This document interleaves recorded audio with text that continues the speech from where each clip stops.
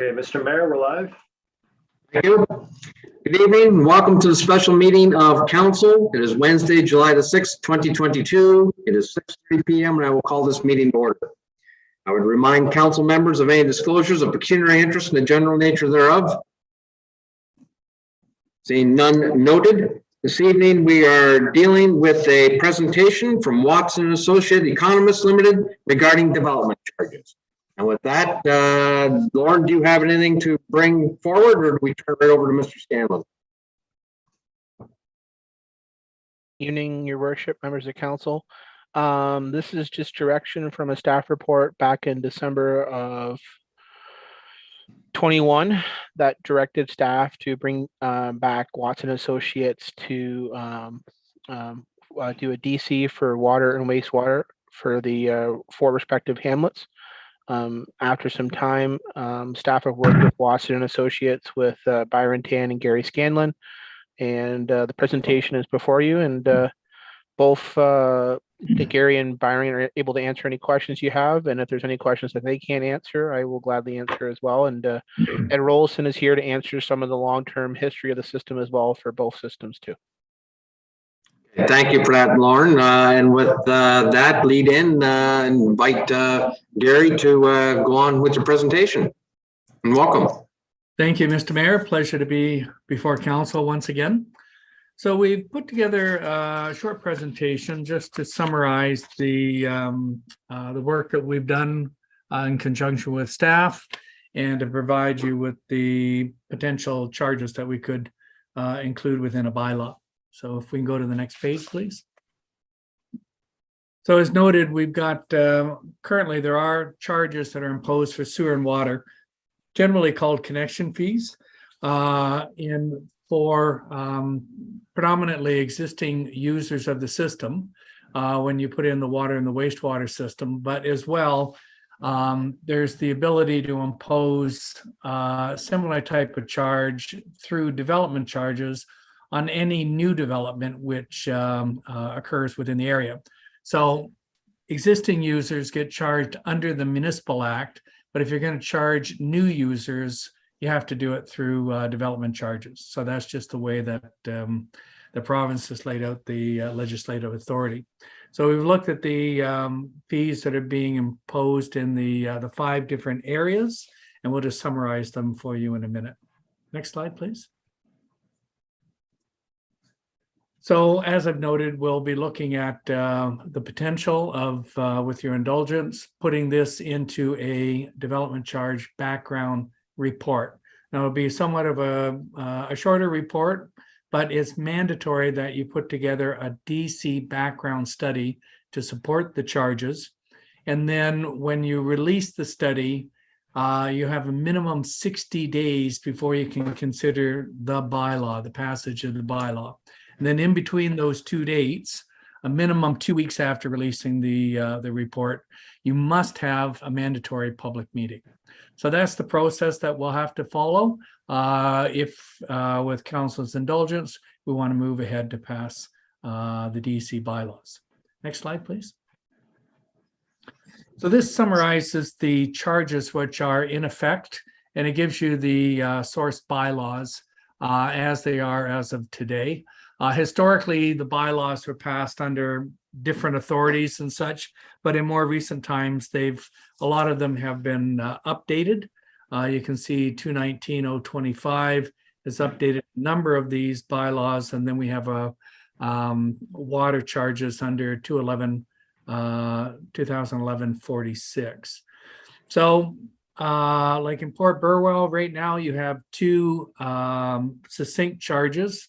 The $1,600 and the almost $1,400. So you got $3,000 as a base charge for water. And then on top of it, almost $11 frontage charge, which is imposed based on the frontage of the lot.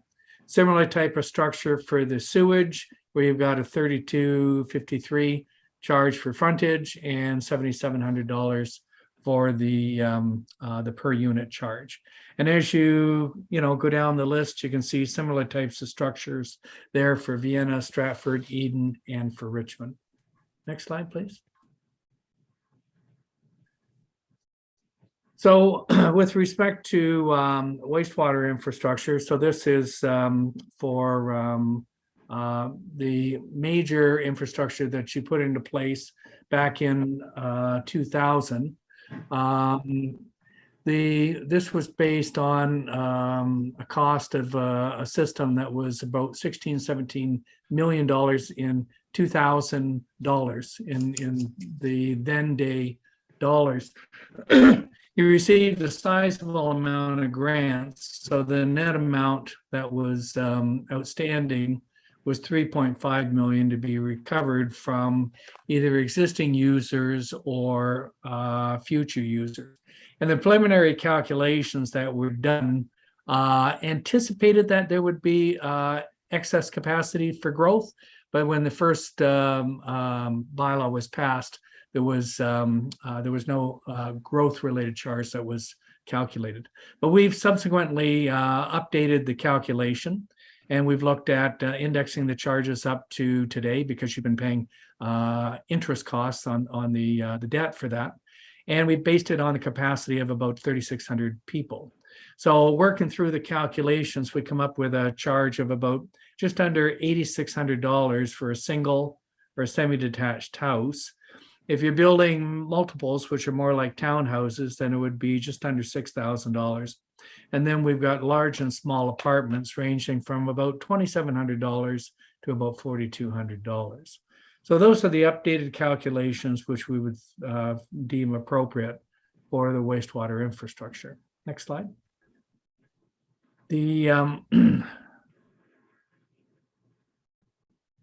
So as noted, there's a number of the bylaws that were passed historically, and they've been recently updated, but they've basically been for more of the connection charges.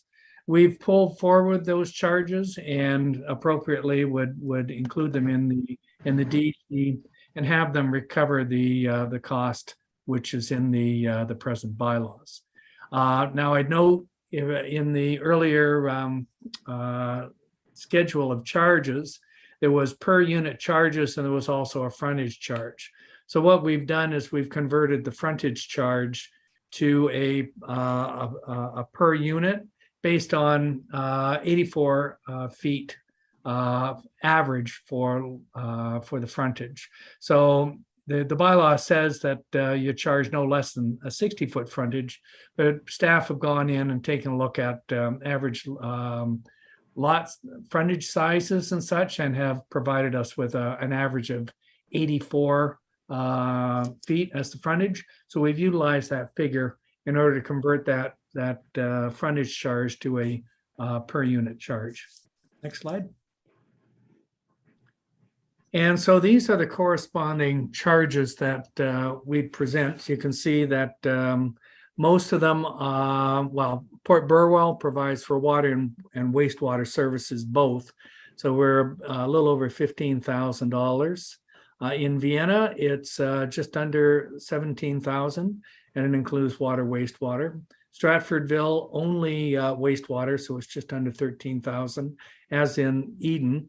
And then for Richmond, water services for about 13,500. So those are based on singles and semi-detached, but in the event you do get any multiples or any apartments, we've also provided the corresponding charges, and that's been based on the average number of people which are residing in those homes. So we've got a single detached a number for persons per unit, and then we've stepped it down based on the average number of people in these houses, and this is based on actual data for either the municipality or for the higher density. We've actually used the county information. Next slide. So those are the charges immediately that we would consider including. If you recall last year, towards the end of the year, we were before you to talk about storm water rehabilitation within Port Burwell. So we had provided council with some cost information. We've got further insights from staff, but we haven't undertaken the calculation, but it shouldn't be too far off of the numbers we had presented at the end of the year. So it's something that council may wish to direct us to include as well. So that's something for council's consideration. And if we go to the next page, many of the other municipalities in the area not only charge for water and wastewater and perhaps storm, but they also consider charges for roads and related infrastructure, perhaps park, contributing towards developing new parks or recreation facilities, public works, vehicles and equipment, any type of additional expanded facilities for eligible services. So that's something we could look at, but at this time, we haven't turned our minds to it. But it's something just to point out to council that you could either at this time or in the future consider cost recoveries for potentially other types of services you provide. Next slide.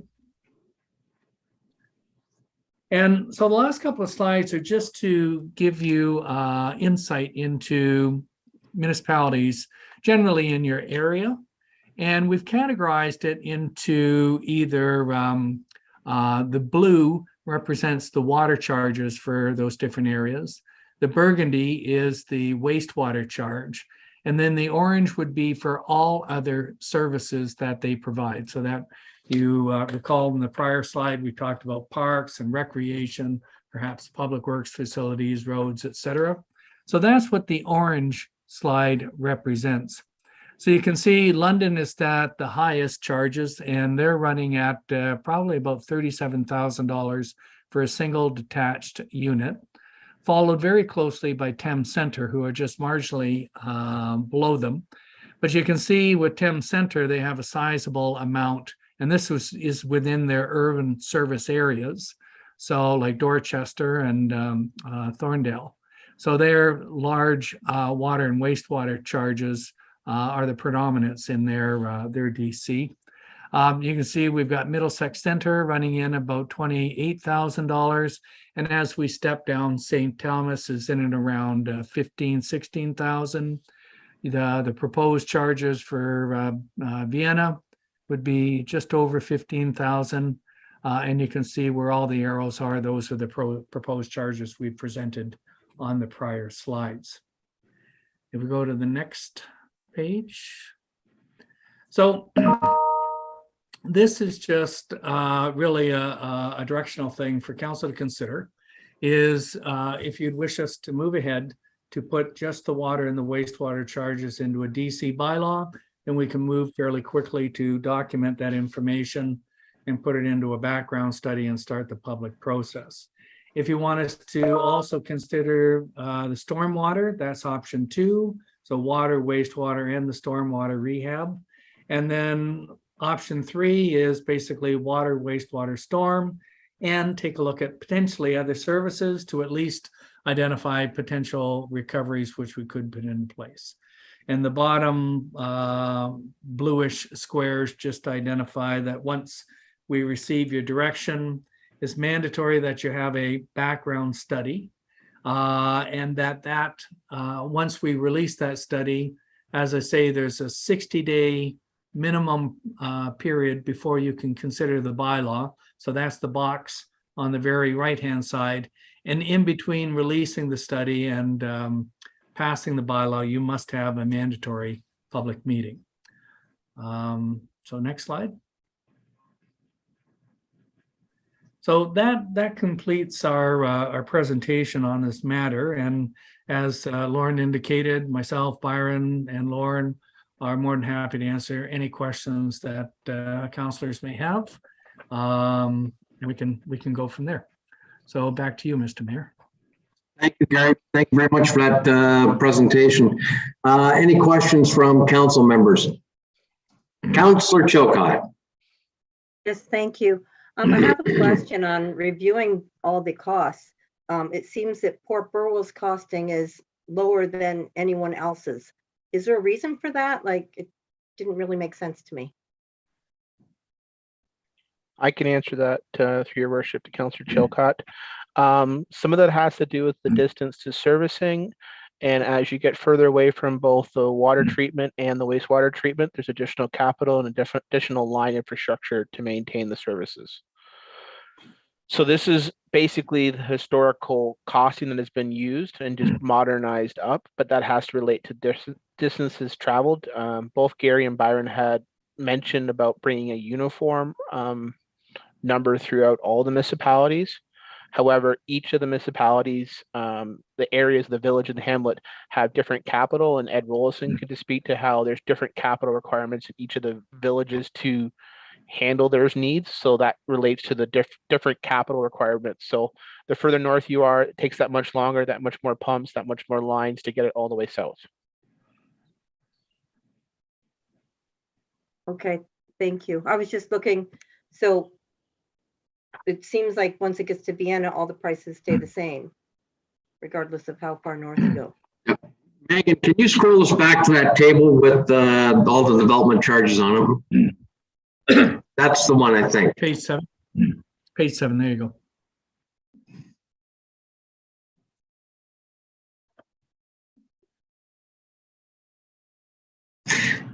Okay, Councillor Donald, you had your hand up. Yes, I did. Thank you, Your Worship. I'm wondering how this will impact our growth, the development charges. So through Councillor Donnell, to the mayor, through Councillor Donnell, these are the current amounts being imposed to the connection charges. All this is doing tonight is just modernizing it and bringing it into a proper DC form. The connection charges, the lot levies, the frontages, these are the current today rates. Okay, thanks.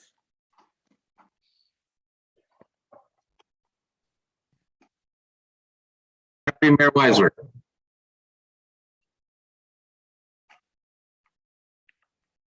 Yes, thank you, through you, Mr. Mayor. On page 11, when you're discussing the next steps, I wondered if Gary could just, or Lauren, outline when we're looking at potential, imposing municipal-wide services development charges. It says like options 2 and 3 will require additional analysis. Does that mean that you would have to go back and re-release the background study? Like, would the process start all over again? Or would it just be an amendment? Well, through you, Mr. Mayor, this is a higher level summary. We still have to document. There must be a background study that's released. We've only turned our minds to, as Lawrence indicated, the current charges that are in place. We do have the information for stormwater, so that could be addressed relatively quickly. It would take us a little bit more time, say 4 or 5 weeks, just to consider the other services, but that could be turned around in a reasonably timely fashion. So it all depends, through you, Mr. Mayor, on council's preference. If you passed a bylaw right now, which was only, let's say, for these particular charges, it doesn't restrict you from coming back 6 months from now and considering the stormwater, and a year from now considering all other services. So there's, Right. It's not all or nothing. You could do it incrementally if you wished. And I can add to that, through your Mayor, from Gary, just to Deputy Mayor Weiser. Everything that Byron and Gary need for water, wastewater, they have at their fingertips to do the DC. So we could get that ball rolling, get that DC undertaken, and the background study for the water, wastewater, Gary, we could have that out relatively quick fashion, correct? Yes, let's say within 10 days, 14 days, yes. 2 things for council to consider. 1, we don't know what the status of the DMAF application is. So it's very mute to move ahead on step 2 because A, the number can vary depending the status, A, if we're successful or if we're not. Council's going to have to make a decision whether we're successful or not at that time. So it might be more prudent to make a decision at the fork in the road of, okay, we're successful, we need X amount of dollars, or we're unsuccessful, how does council want to go through the phases? And option 3, we already have that as a placeholder in our 23 capital budget. So the only thing would be happening is if we're moving it up quicker, if council adopts an early pass capital budget in the fall. Okay, for clarification, Lauren. With respect to the DMAP, are you suggesting that if you had a development charge in place for, or at least a study to look at the stormwater rehabilitation project would be beneficial to DMAP, or it's an unknown at this point? Staff's opinion, and Gary can speak to his opinion as being the consultant on it. The most prudent course is to getting the water wastewater DC dealt with immediately. All right. And then now that having the proper DC in place to deal with the wastewater, then we can deal with the water runoff from the storm sewer issues through the wastewater DC effective immediately after the DC bylaw is passed. But I'll leave the consultant comments to add to mine. No, I think Lauren's, through you, Mr. Mayor, has appropriately addressed that. Okay, Councillor Chilcott. Thank you. I just need some clarification. Lauren, you said that the costs are current, but they're called service charges, and these are going to be DCs. So what is it that we're really accomplishing? We're changing this from service costs that are currently in our rates and fees bylaw and bringing them over to a modernized development charge. So we will still continue to have service costs for lots that are not considered new lots created, as indicated in Gary's report. So let's say you make a lot via severance, but if you have new streets, new subdivision, they would be subject to the DC. So right now, when an individual comes into the office and wants to have water, wastewater hooked up, they provide the building department their permit, the amount of frontage, and then they're given a formal letter indicating how much their lot levy is and their frontage. We have to bring that charge to a modernized DC. Lauren, would you add a little more language there and suggest that DCs would be a more favorable vehicle to accommodate a DMAF, or DMAF, or the authorities administering DMAF may look to the municipality that has a DCs rather than just rates and fees? DCs will help dealing with own source funding of the storm sewer project rather than trying to do self-imposed PDCs or other connections. All right, thank you for that.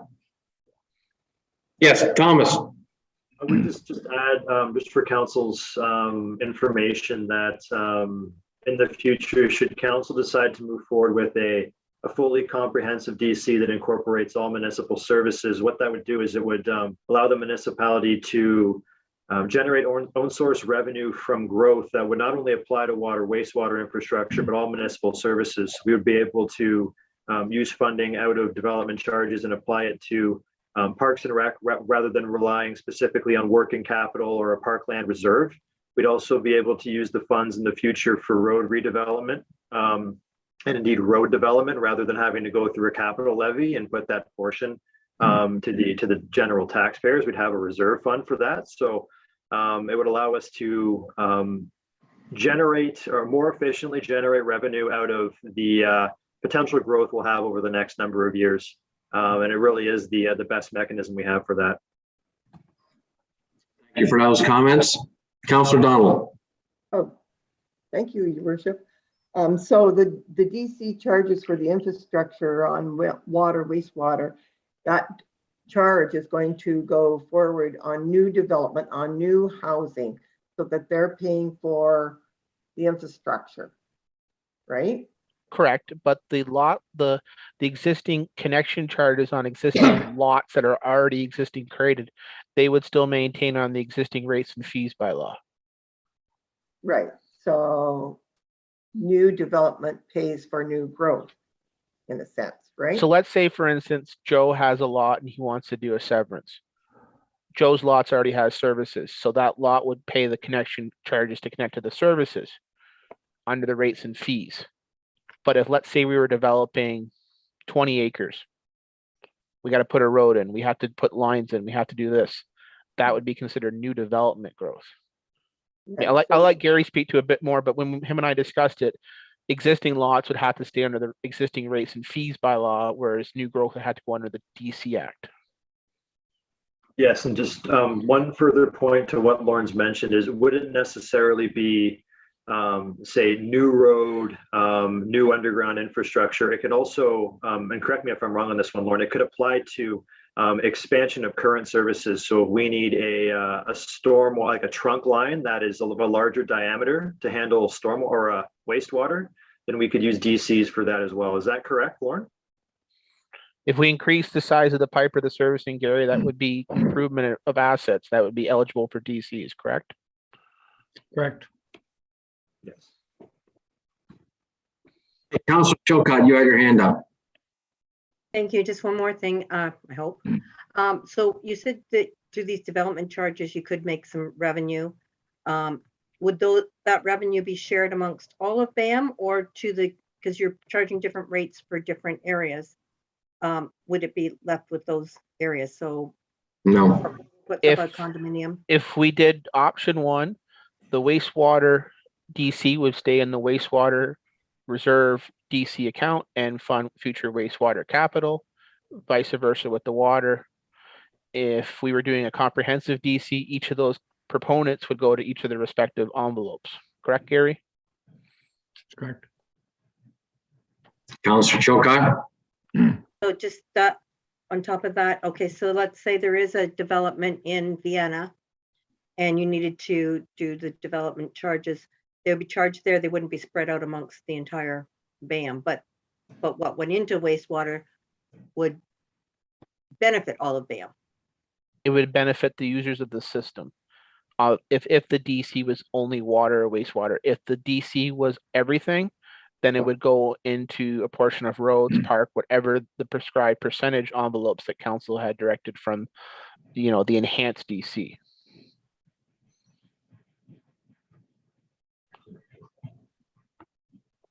Okay. So to summarize then, essentially, option one formally puts the current rates and fees into a structured development charge, and they are currently charged anyway. And as a minimum, that is what the recommendation is. Move forward with that and get it done. Am I hearing that correctly? That's correct, Your Worship. Okay. Any further questions from council members?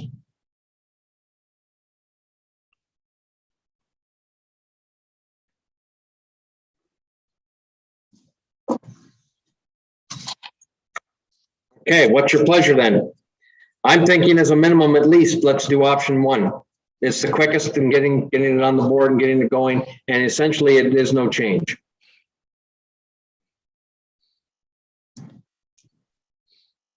Deputy Mayor Weisler. Yes, thank you through you, Mr. Mayor. I'm just wanting to clarify that if we do not choose option number 2, that includes the stormwater rehab, that as they indicated earlier, that would be a relatively quick process if we wanted to go back and readjust that following the outcome of the application. Is that correct? Through you, Mr. Mayor, we can address that at any time. We can add it in. Yes. Okay. Yes, Councilor Chilcott. Thank you. So option number 2, the stormwater rehabilitation project, is there any benefit to us doing it now or doing it later? Either way. I'll let I Thomas would- answer. Thomas? Yeah, through you, Mr. Mayor to Council, option 2, given that we do have the DMAP application out and recognizing that in 2016, we did the Port Burwell master plan for stormwater, it's quite likely that we're going to have to consider a stormwater DC in the near future. We just don't know what that entails, whether it is being supplemented by a DMAP application or not. Makes it difficult to really go forward and establish that figure if we don't have, a status update from Infrastructure Canada on the grant. That being noted, it's going to come forward at some point in time, and I fully suspect that whether it's this council or the next council, you're likely going to be considering option 3 in total. given the growth pressures we're having. I would agree with Lauren that water, wastewater is the most pressing matter to modernize development charges for those two functions, but I would qualify it by strongly suggesting that stormwater is on the horizon, and it's unavoidable given that the grant application we've got right now. Whether or not we move forward with it is really at council's discretion, but I fully suspect that once we have a status for the DMAP application, we'll be coming back with a request to move forward with stormwater anyways, once we have context there. Okay, Councillor Donald. Yes, thank you, Your Worship. So what is the push to get this development charge for water and wastewater when we already have services and fees? I can Lauren. answer that, Your Worship. We need to bring the wastewater and the water up to development charge standards. So instead of using a rates and fees bylaw, they need to be in a development charge. Effectively, there is no dollar for dollar difference. It's just bringing it into modernization, and I think Gary can speak to a bit better than with the vast amount of clients, municipal clients that Gary has. Gary can probably speak to a bit better of why the need and the urgency is pressing. Yeah, please.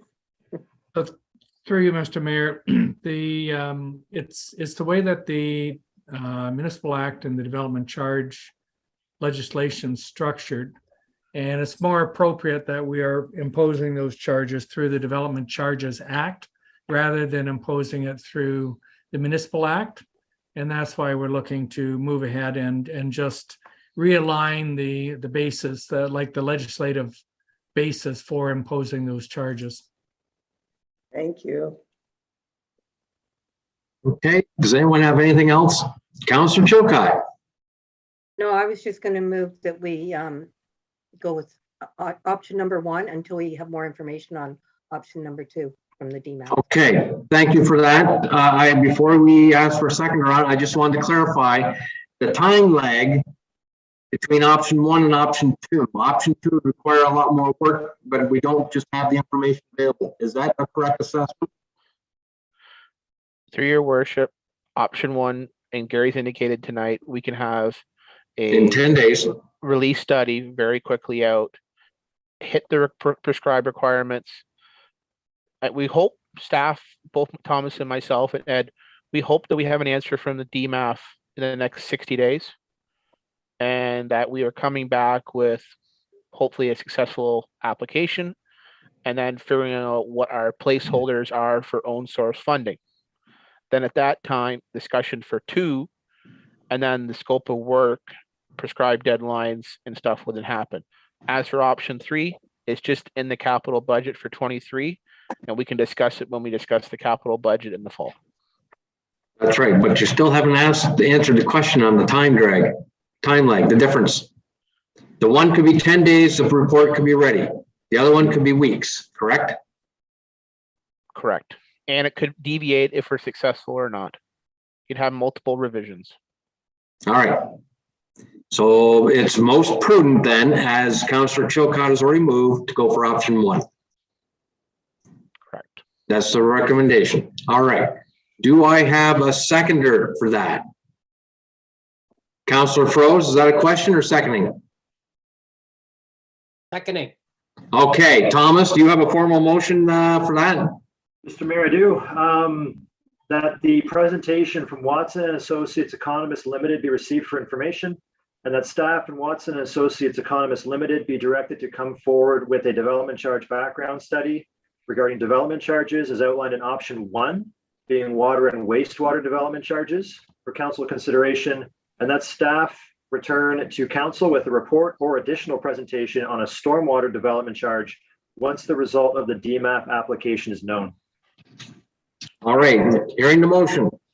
All in favor, and Megan, you'll poll council? Councillor O'Donnell, Yes. Councillor Froese, Yes. Councillor Chilcott, Yes. Deputy Mayor Weisler, Yes, Mayor Ketchabah. Yes. Carried. Perfect. And Gary and Byron, thank you very much for attending this evening and helping us through this. A lot of, I gotta admit, I'm not a fan of development charges, but it makes sense to move forward in this particular area. So again, thank you. Thank you. All the best. Okay. If there's nothing further, we have a confirming bylaw, so we need a mover and seconder that the confirming bylaw number 2022-049 be read first, second, and third time and finally passed. Councillor Donald will move. Councillor Chilcott will second. All in favor? Counselor Donald, Yes. Counselor Froese, Yes. Counselor Chilcott, Yes, Deputy Mayor Weisler, Yes, Mayor Ketchabah. Yes. Carried. Finally, that the council meeting be adjourned at 7:06 PM. Mover and seconder? Councillor Chilcott, Councillor Froese will second. All in favor?